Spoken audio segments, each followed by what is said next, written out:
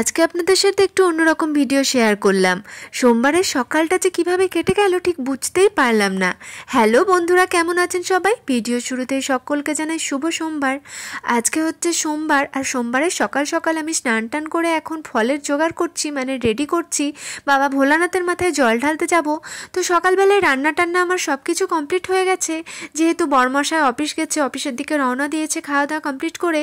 আর এদিকে ঈশানবাবুর না আজকে অফ ডে, ছুটি, যেহেতু ওর আজকে পরীক্ষা নেই, আগামীকাল পরীক্ষা রয়েছে, তাই ঈশানবাবুকে নিয়েই যাব মন্দিরের দিকে।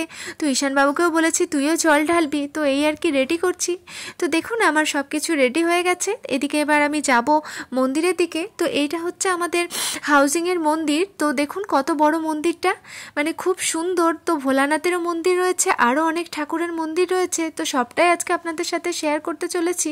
তো চলুন এখন ভেতরের দিকে যাওয়া যাক। আর ছেলে এখন ভেতরে ঢুকে পড়েছে, তো ছেলেও এখন শিবের মাথায় জল ঢালবে। আসলে শ্রাবণ মাসে না ও সোমবারে আর কি সুযোগ পায়নি, তো এই লাস্ট সোমবারেই আর কি জল ঢালবে শিবের মাথায়। তো ও আর কি খুব আনন্দে রয়েছে। তো এই রইলো বাবা ভোলানাথ। তো ভোলানাথের কাছে এলে না এক অদ্ভুত শান্তি পাওয়া যায়। ভোলানাথের মাথায় জল ঢাললে সত্যি মনটাও আর কি তৃপ্তি লাগে। তো ঠাকুর সকলের মঙ্গল করুন, ভালো করুন, সবাইকে সুস্থ রাখুন, এটুকুই আর কি প্রার্থনা করবো আমাদের পরিবারের সকলের জন্য। তো এবার ঈশানবাবু আর কি জল ঢালবে। তো ঈশানবাবু জল ঢালা হওয়ার পর এখন আপনাদের সাথে অন্য বললাম যে ঠাকুরগুলোও শেয়ার করব। তো এদিকটাতে রয়েছে বাবা সংকটমোচনের মন্দির। তো সংকটমোচনকে দেখুন কি সুন্দর লাগছে, তাই না বলুন? তো চলুন এখন ওই দিকটার দিকে যাওয়া যাক। তো এদিকে কি রয়েছে আপনাদের সাথে দেখাবো। তো এদিকে রয়েছে এই যে দেখেছেন মা কালী রয়েছে। তো মা কালীকে কি সুন্দর লাগছে, তাই না? শাড়ি পরে গয়না পরে মা সত্যি খুব সুন্দর লাগছে দেখতে। আর এদিকে দেখুন ঈশানবাবু এখন দাঁড়িয়ে ছিল, তো এদিকে একটুখানি বসলো, মানে ও রেস্ট নিচ্ছে। আসলে অনেকটা হেঁটে এসেছে, তো বলছে মা একটু রেস্ট নেব। বললাম বেশ রেস্ট নে। তো তারপরে এটা হচ্ছে গ্রহরাজের মন্দির, এই যে বাবা শনিদেবের মন্দির। তো শনিদেবের মন্দির দর্শন করার পর সত্যি খুব ভালো লাগলো।